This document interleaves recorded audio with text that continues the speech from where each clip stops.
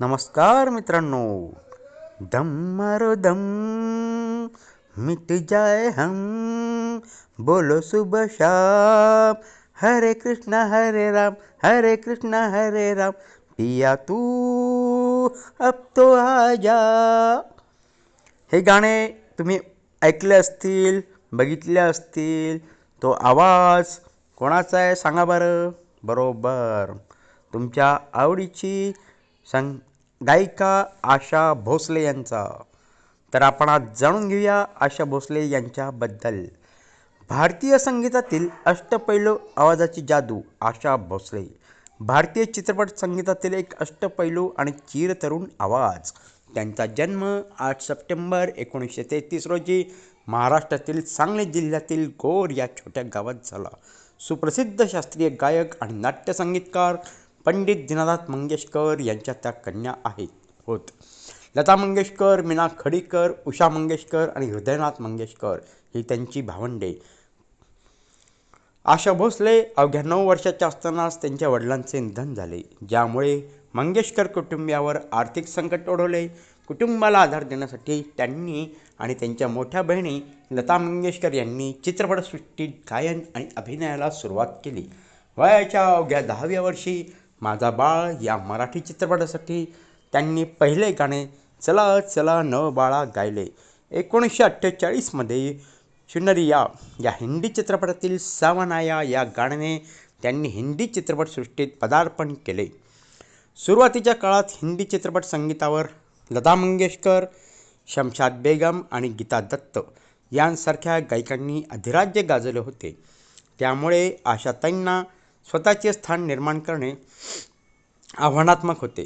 त्यांना प्रामुख्याने दुय्यम भूमिकांबद्दल अभिनेत्रींसाठी किंवा कॅबरे आणि व्यायाम गाण्यांसाठी संधी मिळत असे. मात्र त्यांनी या परिस्थितीशी जुळवून घेत प्रत्येक प्रकारच्या गाण्यावर आपले प्रभुत्व सिद्ध केले. संगीतमय कारकीर्द आणि यश.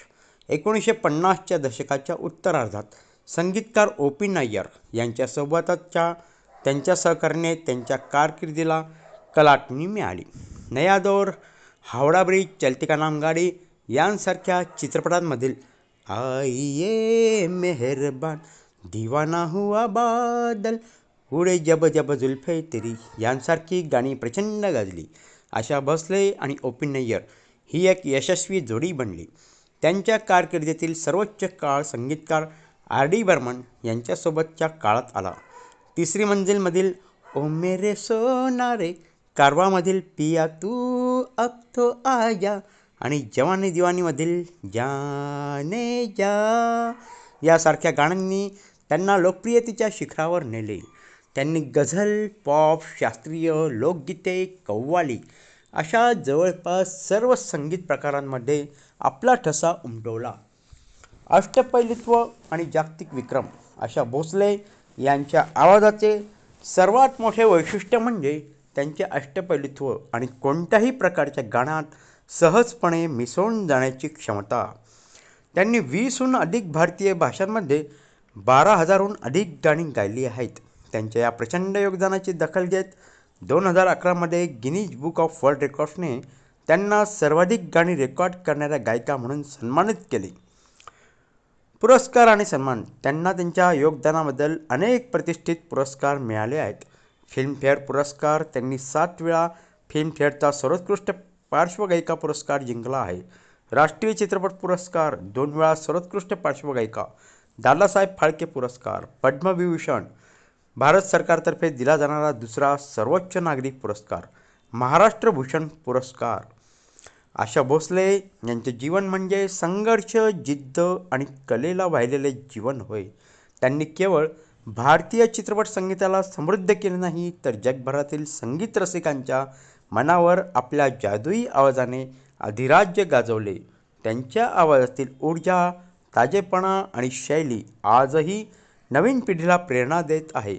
आशा भोसले खऱ्या अर्थाने भारतीय संगीताच्या इतिहासातील एक चिरंतन आणि महान गायिका आहेत. तर मित्रांनो, तुम्हाला आजचा व्हिडिओ कसा वाटला ते नक्की कळवा आणि हो, व्हिडिओला लाईक आणि सबस्क्राईब करायला विसरू नका. आपण पुन्हा एकदा भेटूया एक नवीन विषय घेऊन. तोपर्यंत नमस्कार.